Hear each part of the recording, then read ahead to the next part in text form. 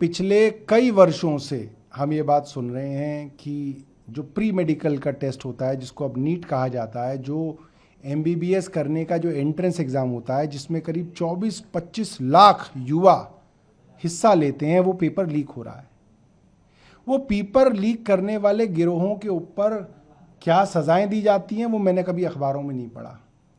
उसके ऊपर कभी भारतीय जनता पार्टी ने प्रेस कॉन्फ्रेंस करके नहीं बताया कि साहब हमने उनके ऊपर पीएमएलए लगा दिया और वो 6 साल से जेल में बंद हैं, हमें नहीं पता।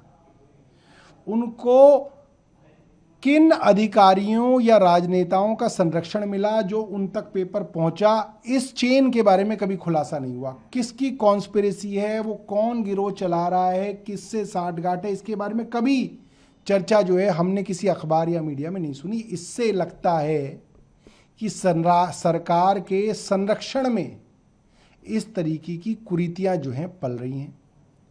और सुप्रीम कोर्ट का भी मैं मानता हूं, जो 2024 का फैसला था, जिसमें बार बार लोगों ने कहा कि आप इस फैसले से इस नीट के एग्ज़ाम को दोबारा करा लीजिए, सुप्रीम कोर्ट नहीं माने।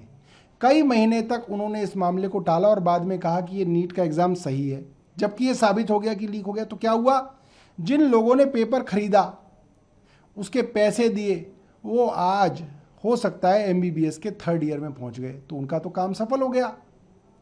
जिसने पैसे देके पेपर खरीदा, जिसने बेईमानी करी, भ्रष्टाचार किया, उसको डॉक्टरी में एडमिशन मिल गया और एक गलत मैसेज गया पूरे देश में कि साहब लीक पकड़ा भी जाएगा तो जिसने खरीदा और जिसने बेचा उसके तो पैसे बन गए और उसकी डॉक्टरी की सीट बन गई। तो वो एक गलत जो है फैसला था। सरकार का संरक्षण है।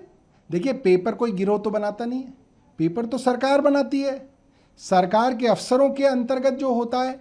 अब सरकार के अफसरों से ये पेपर उन गिरोहों तक कैसे पहुंच रहा है, इसका खुलासा सरकार ने अब तक नहीं किया। पता नहीं कितनी जांच हो चुकी है भाई। 17 में कैसे हुआ, 16 में कैसे हुआ, 24 में कैसे हुआ, क्यों नहीं बताती सरकार? किन लोगों के तार जुड़े हुए थे, क्यों नहीं बताती सरकार? इसका मतलब सरकार छिपाती है। इसकी जिस तरीके से गहन जांच होनी चाहिए वो नहीं करवाती है। क्यों नहीं करवाती? क्योंकि इनके अपने लोग फंस जाएंगे।